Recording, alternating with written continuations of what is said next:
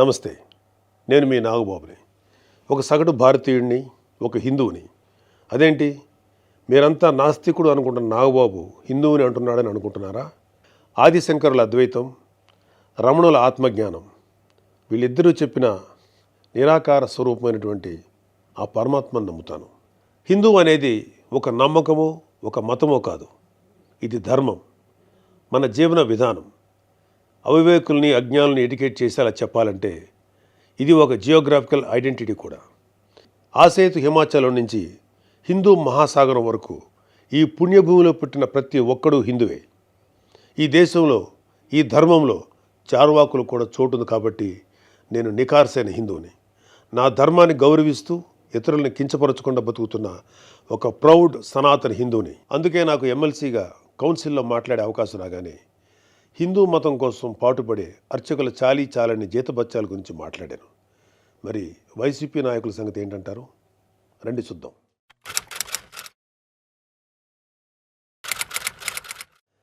September 6, 2020 Antarvedi Shri Lakshmi Narasimhaswamy వారి రథం దగ్ధమైన రోజు. రాష్ట్ర వ్యాప్తంగా ఉన్న హిందువుల అందరి మనోభావాలు దెబ్బతిన్న రోజు. అప్పటి వైసీపీ ప్రభుత్వం ప్రతిపక్షాల ఒత్తిడికి తలొగ్గి కేసుని సిబిఐకి అప్పచెప్తామని చెప్పింది. కట్ చేస్తే 2023లో ఒక హిందూ హక్కుల యాక్టివిస్టు ఆర్టీఐ వేశాడు. దానికి సిబిఐ ఏం సమాధానం చెప్పిందో తెలుసా? అసలు ఈ కేసు మేము టేకప్పే చేయలేదని చెప్పారు. మసిపూసి మారేడికాయ చేయడంలో ఎక్స్పర్ట్స్ అయినటువంటి ఒక్క వైసీపీ నాయకుడైనా దీని మీద మీడియాలో మళ్ళీ మాట్లాడడం చూసారా? అయినా వీళ్ళకి అవతల వాళ్ళ పర్సనల్ జీవితాల మీద ఉన్న ఇంట్రెస్ట్ మన హిందూ దేవాలయాల మీద ఎక్కడ ఉంటుంది?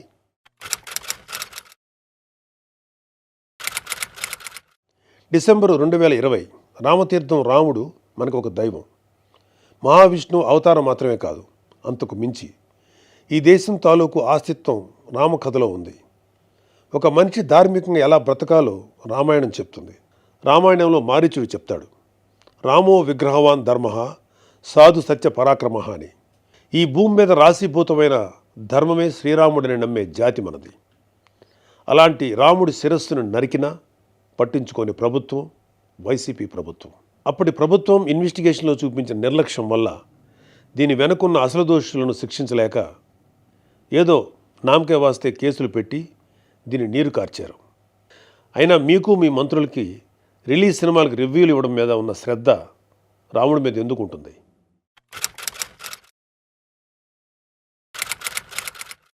జనవరి 22, 2024 అయోధ్య రామమందిరం ఇనాగ్రేషన్ కొన్ని దశాబ్దాల సుదీర్ఘ న్యాయ పోరాటం తర్వాత, కొన్ని వందల మంది బలిదానాల తర్వాత హిందువులు కలల కన్నా రామమందిరం కల సాకారమైంది.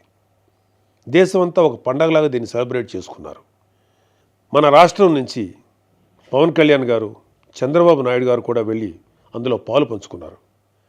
కానీ ఈరోజు హిందువుల మీద ఎక్కడ లేని ప్రేమ వలకపోస్తున్న వైసీపీ నాయకుడు గారు కనీసం ఫార్మాలిటీకైనా ఒక ట్వీట్ కానీ ఒక వీడియో బయట కానీ పెట్టారా? పోనీ మీ స్టాండ్ ఏంటో ఓపెన్గా ప్రజలకు చెప్పే దమ్ము అయినా మీకుందా? మీకు వ్యతిరేకించే ధైర్యం లేదు, అలా అని అభినందించే సంస్కారం అంతకంటే లేదు.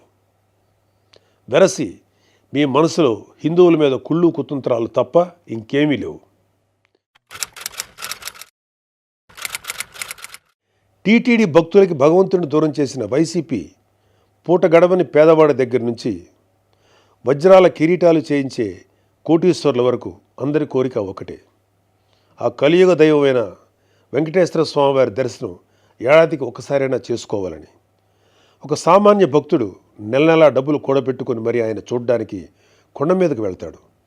అలాంటి కొండ మీద అకామిడేషన్ ఛార్జీలు మీరు ఒక్కసారిగా ఎలా పెంచుతారు? నందకం, పాంచజన్యం, కౌస్తుభం, ఒకలామాత గెస్ట్ హౌసుల్లో 500కి దొరికే రూమ్ని 1000కి ఎలా పెంచారు? నారాయణగిరి గెస్ట్ హౌస్లో 1700 రూపాయలు చేశారు. ఇది సామాన్యుణ్ణి భగవంతుడికి దూరం చేసే ప్రయత్నం కదా? నువ్వు ఎవరిని, అదే ఏ మాఫియాని సంతోషపెట్టడానికి ఇది చేసావో అర్థం కారంత అమాయకులు అనుకుంటున్నావా ప్రజలు? దర్శనాలు సేవలు అయితే ఇంకా దారుణం. ఏదో కాయగూరల బేరం ఆడినట్టు 10,000 చేయి, దీన్ని 5,000 చేయంటూ ఎంత నిర్లక్ష్యంగా మీ సుబ్బారెడ్డి బోర్డు మీటింగ్లో మాట్లాడాడో మొత్తం రాష్ట్రం అంతా చూసింది. అంత చులకన మీకు హిందువులంటే. ఇకపోతే తిరుమల మీద నువ్వు చేసిన దోపిడీ అంతా ఇంత కాదు. ఒకే ఒక ఉదాహరణ చెప్పాలంటే టీటీడీ కామన్ గుడ్ ఫండ్కి ఇచ్చే కాంట్రిబ్యూషన్ 2.5 కోట్లు ఉండేది. దీన్ని సెప్టెంబర్ 2021లో 50 కోట్లకు ఒక్కసారిగా పెంచేశాం. అసలు ఇక్కడే కాదు, ఎక్కడ కొండ కనపడినా గుండు కొట్టేయాలనుకోవడమేగా మన అలవాటు.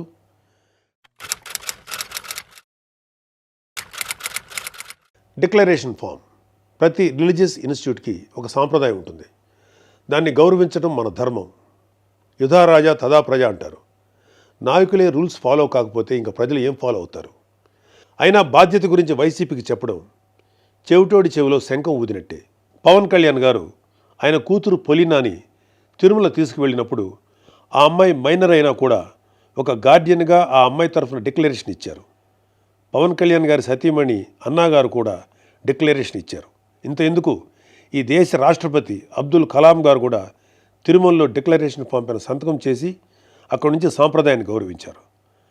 నువ్వు కలాం గారి కన్నా గొప్పోడివా?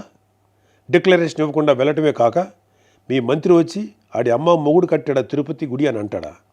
అలా తలపగురు మాటలు మాట్లాడితేనే జనాలు 151లో మధ్యన 5 తీసేసి 11 ఇచ్చారు. అయినా నువ్వు ఏమైనా మారావా? లేదు. డిక్లరేషన్ అడిగారు అని తిరుమల పర్యటన క్యాన్సిల్ చేసుకున్న చరిత్ర మంది. అయినా సెక్యులర్ ప్లేస్కి రిలీజియస్ ప్లేస్కి తేడా తెలియని నిన్ను ఎడ్యుకేట్ చేయటం మా వల్ల కాదు. ఇక ఫైనల్గా మన కల్తీ నెయ్యి వ్యవహారం గురించి చెప్పాలి. పాపం ఈరోజు డోస్ ఎక్కువైనట్లుంది, రేపు మాట్లాడుకుందాం. Stay tuned.